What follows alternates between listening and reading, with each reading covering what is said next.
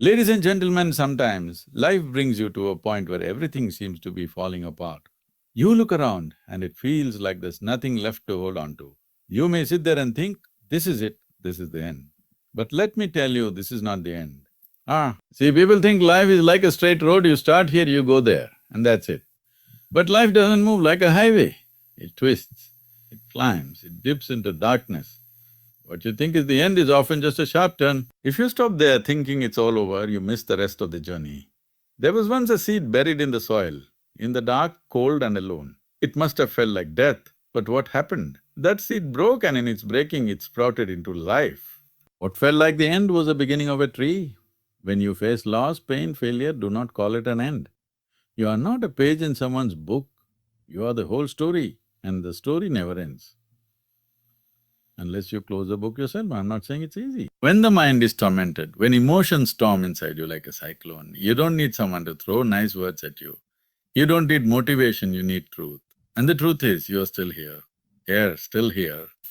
And that means something more is yet to come. Life doesn't promise comfort, but it does promise possibility. You may feel broken, but the very fact that you are aware of that pain means you are alive, and being alive is a sacred chance. When the sun sets, do you cry thinking it is lost forever? No, because you know somewhere it is rising again. So why be afraid when your life has a sunset? Just wait. Stillness is not death, it is preparation. So don't ask life for certainty. Just open your eyes, breathe in, be present. From this moment, something else can begin if you let it. This is not the end, it never was. Life is not a straight line, it never was, and it never will be, because existence itself does not unfold in rigid geometry. Flows, it bends, it dances in spirals and circles, and sometimes even retreats before it leaps forward again. And if you expect it to move in one direction neatly, like a ruler drawn on paper, then every curve will look like a mistake, every turn will feel like a failure, when in truth it is just the way life breathes and turns.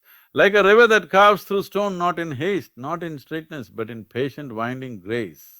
What you call obstacles may simply be the places where you are meant to turn. What you call setbacks may be the pauses you need to notice something more subtle, something you would never see while charging ahead in a straight line. And the trouble is not with life, you're not with life. The trouble is with your idea of how life should be, because once you drop this idea, you will see that even the detours are part of the path, even the darkness is part of the light, and there is no wasted step in this mysterious choreography we call our journey. You see, a straight line may be efficient, but life is not here to be efficient, life is here to be profound, to touch every corner of your being, to stretch you in ways you didn't ask for and yet desperately need. And if it came to you exactly as planned, you would never discover what lies beneath the surface of control, you would never know the beauty of being lost and still breathing, of being broken and still aware, of being unsure and yet still capable of one. People suffer not because life curves, but because they expect it not to. And when things move beyond the mind's map, they panic, they resist, they collapse into confusion, but if only they could realize that the map was never the territory, that the blueprint in your head is only a tiny scribble compared to the vast unfolding intelligence of existence, then each bend becomes sacred, each fall becomes a chance to rise not to the same point but to a new dimension of self. Have you noticed how nature never grows in straight lines? The trees twist and stretch in response to wind and sun. Rivers weave their way through valleys not because they are lost, but because they are alive. Even your heartbeat pulses in waves, not in straight lines. Because straight lines belong to machines, not to life, and you are not a machine. You are not here to follow a track, you are here to discover the path as you walk, to let the road shape you as much as you shape it. There is a certain arrogance in expecting life to obey your design, and there is a certain grace in surrendering to the dance. When you stop insisting that your story must go from point A to point B without interruption, then you begin to see the hidden intelligence in every interruption, the secret guidance in every diversion. Because sometimes life has to confuse you to open you. Sometimes it has to break your direction to expand your dimension. So when things don't go your way, sit quietly and watch what else arising. Don't rush to correct the curve. Don't label the unknown as wrong. Just stay, breathe, feel the discomfort without needing to fix it. Because this discomfort may be the cracking of the shell. This confusion may be the beginning of wisdom. And even if it hurts, even if it burns, if you remain present, you will see that life is not punishing you, it is remaking. And perhaps that is the most important thing to understand. not in words but in your bones, that life is not a line you follow, but a mystery you meet, not a destination you reach, but unfolding you receive. And if you stay open, if you stay willing, then even the zigzags and the stumbles will become steps of the dance. And this dance, this wild and predictable dance, is far more beautiful than any straight line could ever be.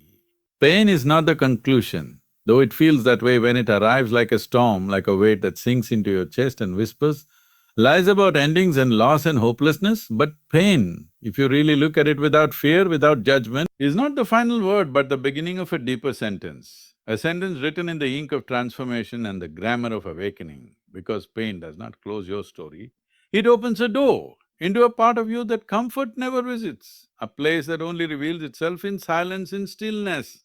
When everything else has been stripped away, pain is not the enemy, although the mind may scream to escape it, to numb it, to outrun it, because pain brings you to the edge of what you know, and beyond that edge is not nothingness, but mystery, not death, but depth. And most people never touch their own depth, unless life has pressed them against the wall of discomfort, where the masks fall, the noise fades, and only what is real can survive. And in that raw space, something ancient wakes up, something that does not speak in words, but in presence, in knowing, in clarity that cannot be taught. When the heart breaks, it is not the end of love, but the beginning of real love, because until something breaks you do not know how open you can become. You do not know that you can still stand even when the ground beneath you disappears. And there is a strange kind of grace in discovering that the pain you feared most did not destroy you, it revealed you, it humbled you. It cleaned the mirror of your being so that you could finally see not who you thought you were, but what you truly are. People often say, I just want the pain to end, not realizing that it is not pain that must end, but the resistance to pain, the belief that it is wrong, that it should not be here, that life owes you uninterrupted joy. But joy without pain is shallow, like sunlight with no shadow. And once you stop fighting the pain, once you sit with it like an old friend who has come to teach you something no one else could, then its grip loosens, not because it has gone away, but because you are no longer chained to the idea that it shouldn't exist. Pain does not arrive without purpose, though its purpose is often invisible at first, and in the moment it may feel cruel, unjust, unbearable. But every scar you carry has shaped the way you see, the way you feel, the way you hold another person's hand when they are hurting. And that kind of tenderness does not grow from perfection, it grows from being broken open again and again until there is no armor left between you and life, between you and love, between you and what is. There is a sacred intelligence in pain, not the kind you analyze, but the kind that brings you to your knees and empties you of illusion. Because only when you are emptied can you be filled with something real. And real is not always comfortable, real is not always sweet, but real is always alive. And if you stay with the pain long enough without closing your heart, you may find that pain has softened you, not hardened you. And in that softness, something beautiful begins to grow. So don't treat pain like a full stop, like the end of your music. Treat it like a pause in the rhythm, like the part of the song where silence teaches you how to truly hear. Because pain does not block the path, it is the path, not forever, not as punishment, but as a passage. And if you walk it with open eyes, if you let it teach you, shape you, stretch you, then one day you will turn back and realize that the worst thing you ever went through gave birth to the best parts of you. And maybe that is the truth no one wants to hear, but everyone needs to know. That pain is not your conclusion, it is your turning point. It is the fire that burns away the false and leaves only what matters. And if you can just endure the fire without losing your tenderness, if you can hold the pain without closing your heart, then what comes next is not a happy ending but a deeper beginning. And in that beginning, you will finally understand that healing is not about escaping pain, it is about becoming someone who is no longer afraid of it. Every end births a new beginning, though in the moment it may feel like everything has collapsed, like the light has left and the silence is too loud to bear. But what seems like the final page is often just the breath before the next chapter begins, and life in its quiet intelligence, never truly stops, it only turns, it only reshapes. It only asks us to release what was so we may be empty enough to receive what is to come. And even though the mind cries for closure, the soul is always longing for renewal. You see, the seed must first dissolve into darkness before it can sprout into light. The stars are born from the collapse of great clouds. The ocean tide pulls back before it crashes forward with force. And in the same way, what we call an end is only a necessary unraveling, not to punish us but to prepare us. not to destroy us but to deepen us. And if you can stay long enough in that strange space between what was and what will be, you will see that something sacred is forming, not outside you but within. We grieve, we mourn, we break, thinking something is gone forever. But nothing in life is ever truly gone. It only changes form, it only returns to source to rise again in a new way. And often it is only after the fire that we find the clarity, only after the fall that we find our wings. Because beginnings are not loud, they are quiet like breath, like sunrise, like healing that grows in silence beneath the noise of despair. What feels like loss may be life clearing space. What feels like failure may be the ending of a story that no longer serves your growth. And if you do not cling to what must go, if you can bow to the ending as a teacher, not a thief, then the next step will come not as a plan, but as a knowing, not through control but through surrender. And that knowing will not shout, it will whisper. And that whisper will guide you into places you never imagined when you were still holding on to what was already fading. Even the body reminds us that every breath ends, so another may begin. Every night must fall for the day to rise. And even death itself is not an ending, but a passage into another cycle of becoming, because life is circular, not linear. And if you keep looking for permanent destinations, you will miss the beauty of transition, you will miss the truth that you are not made to arrive, you are made to evolve, fall. And evolution means shedding, dying, beginning, again and again. There is no shame in ending, no failure in letting go, because to end something is to trust in the unseen, to allow the unknown to enter. And that takes more strength than clinging to what is safe, because it is easy to repeat what is familiar, but to say yes to what is next, even when you don't know what it looks like. That is a sacred kind of courage, a divine kind of openness that can only be born in those who have loved deeply, lost completely and still remain willing to live. So, when something ends, do not rush to replace it. Do not bury it too quickly with distractions or forced smiles. Sit with the space it leaves behind. Breathe into that space without fear, because in that space is the seed of your next becoming, and though it may not bloom today, though it may not even be visible tomorrow, it is already alive within you, waiting not for your effort but for your presence, for your trust, for your willingness to begin again. And perhaps this is what life is always trying to teach us, not through words but through experience. That no end is ever wasted, no goodbye is ever final, and no loss is ever the last word. Because life does not finish, it transforms, and you being made of the same energy are not here to end, you are here to rise to begin again, to be shaped by each ending into someone who is not diminished, but more whole, more open, more real than ever before. You are not your failures or situations. Though the world may try to brand you by what went wrong, by what broke, by what didn't go according to plan, and though your own mind may sometimes echo those voices and drag you into shame, into doubt, into endless comparison with people who only show you their surface while you carry the full weight of your depth, you must understand that no moment, no mistake, no circumstance, no fall has the power to define you unless you hand it the pen and let it write your name in ink made of illusion and fear.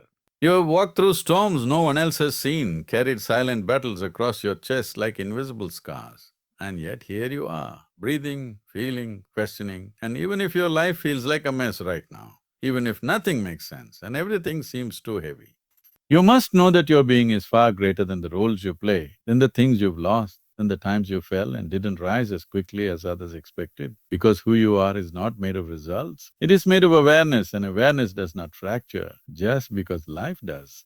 What you failed at, what slipped through your hands, what crumbled after you gave it everything, these are not reflections of your worth. They are simply events, passing clouds in a vast sky, moments in time that came to teach, not to imprison. And if you stop anchoring your identity what didn't work, you'll begin to feel the ground of your being again.